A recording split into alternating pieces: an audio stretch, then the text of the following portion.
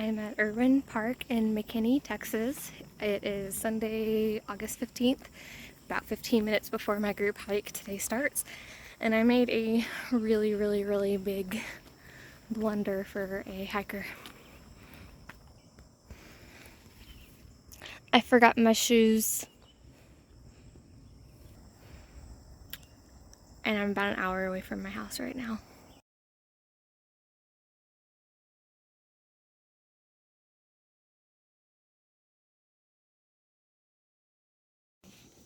I was hiking in Tivas.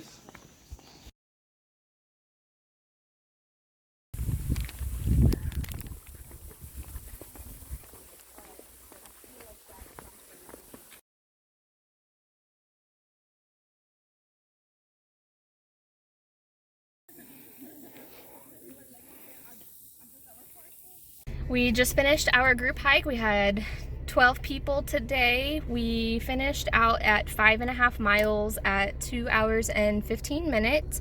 We did end up cutting it short. There were several kind of new hikers today that didn't want to do the full 9 miles.